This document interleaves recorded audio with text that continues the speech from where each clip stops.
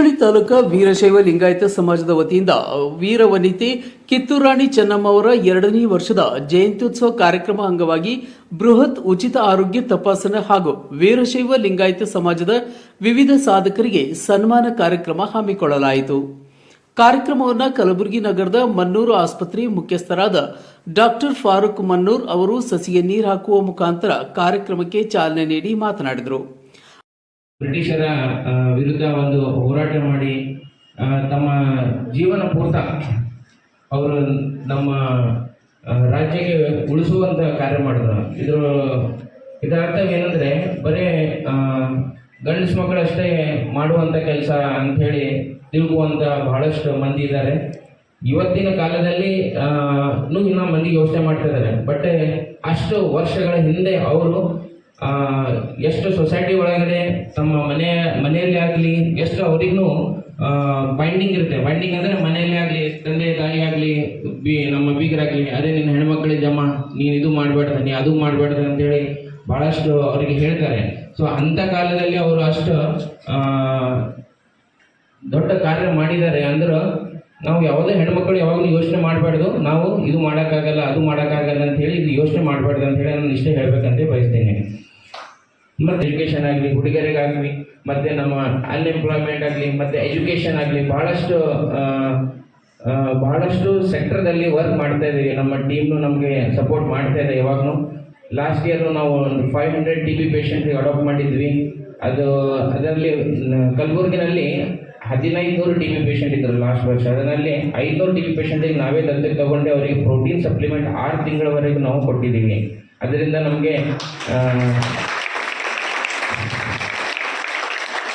ರಾಜ್ಯಪಾಲರಿಂದ ಪುರಸ್ಕಾರನೂ ಸಿಕ್ತು. ಇದು ಹೇಳೋದು ವಿಷಯ ಏನಂದರೆ ನಿಕ್ಷಯ ಮಿತ್ರ ಅಂತ ಹೇಳಿ ಒಂದೊಂದು ಪೇಷಂಟಿಗೆ ಒಬ್ಬರೊಬ್ಬರು ದತ್ತಕ್ಕೆ ತಗೊಂಡ್ರೆ ಎಲ್ಲರೂ ನಾವು 1500 TB ಪೇಷಂಟಿಗೆ ದತ್ತಕ್ಕೆ ತಗೊಂಡು ನಿಕ್ಷಯ ಮಿತ್ರ ಅಂತ ಹೇಳಿ 6 ತಿಂಗಳವರೆಗೂ ಅವ್ರಿಗೆ ಮಾಡ್ತೀನಿ.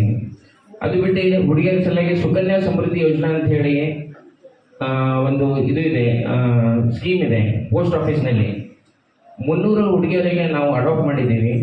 ಅವರಿಗೆ ಮಿನಿಮಮ್ ಅಮೌಂಟ್ ಹಾಕ್ತಾ ಇರ್ತೀವಿ. ಮತ್ತು ಅವರ ಫ್ಯಾಮಿಲಿದವ್ರನ್ನು ಹೇಳಿದ್ದೀವಿ, ನೀವು ಏನದ ಈ ಅಕೌಂಟಲ್ಲಿ ದುಡ್ಡು ಹಾಕಿ ಏನದ 18 ಇಯರ್ಸ್ ಆದಮೇಲೆ ಆ ಹುಡುಗಿಗೆ ಒಂದು ಮ್ಯಾರೇಜಿಗಾಗಲಿ ಇಲ್ಲಾಂದ್ರೆ ಒಂದು ಎಜುಕೇಷನಿಗಾಗಲಿ ಆ ದುಡ್ಡು ಯೂಸ್ ಆಗುತ್ತೆ. ಸೊ ಸುಕನ್ಯಾ ಸಮೃದ್ಧಿ ಯೋಜನಾ ಇದರ ಬಗ್ಗೆ ನೀವು ಯೋಚನೆ ಮಾಡಬೇಕು. ನೀವು ಇದರ ಬಗ್ಗೆ ಏನಾದ ಅರಿವು ಮೂಡಿಸ್ಬೇಕಂತ ಹೇಳಿ ನಾನು ಎಲ್ಲರಿಗೂ ರಿಕ್ವೆಸ್ಟ್ ಮಾಡ್ತಾ ಇದ್ದೇನೆ.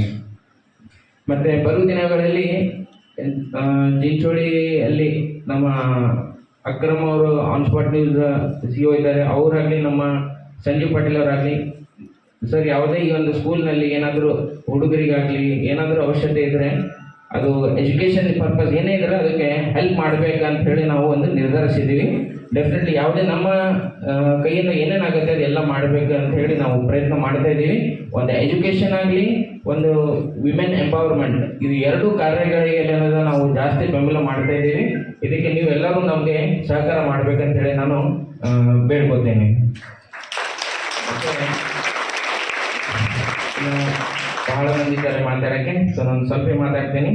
ಸೊ ಇವತ್ತು ನಾನು ಎಲ್ಲರಿಗೆ ಹುಡುಗರಿಗೆ ರಿಕ್ವೆಸ್ಟ್ ಮಾಡೋದೇನೆಂದರೆ ನೀವು ಸ್ಕೂಲ್ ಕಂಟಿನ್ಯೂ ಹೋಗಬೇಕು, ಸ್ಕೂಲ್ ಬಿಡಬಾರ್ದು. ಎಲ್ಲ ಏನಾಗ್ತೀರಿ? ಡಾಕ್ಟರ್ ಆಗ್ತೀರಿ, ಇಂಜಿನಿಯರಿಂಗ್ ಆಗ್ತೀರಿ? ಡಾಕ್ಟರ್ ಎಲ್ಲರಿಗೆ ಡಾಕ್ಟರ್ ಆಗಿರಲ್ಲ. ಇವತ್ತು ಯಾವ ದಿನ ಅದ? ಇವತ್ತು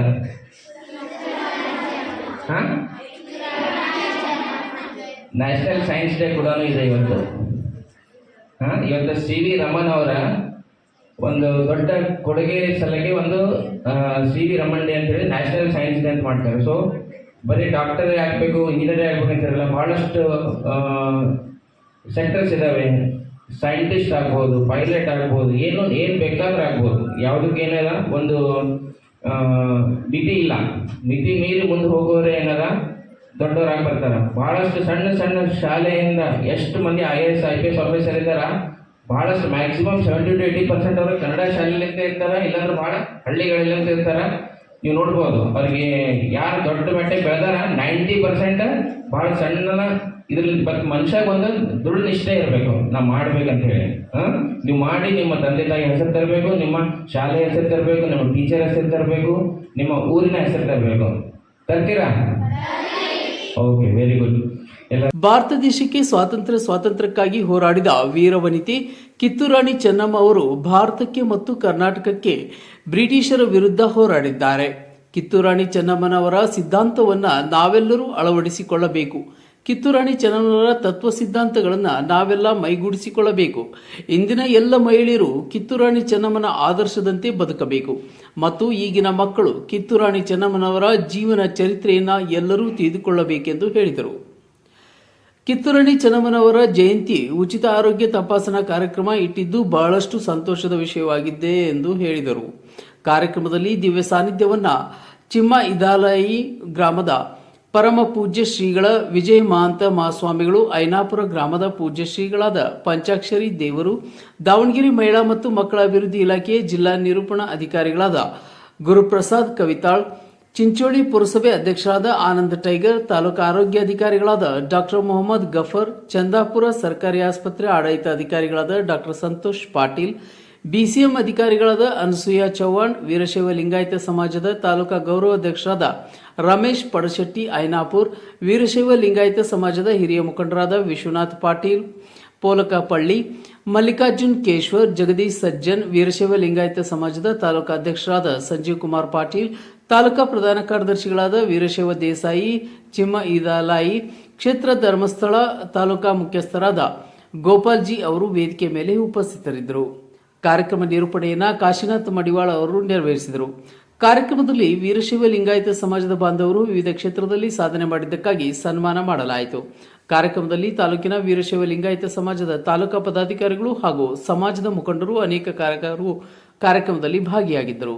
ನಾಗರಾಜ್ ಪಾಟೀಲ್, ಸಿ9 ಕನ್ನಡ, ಚಿಂಚೋಳಿ.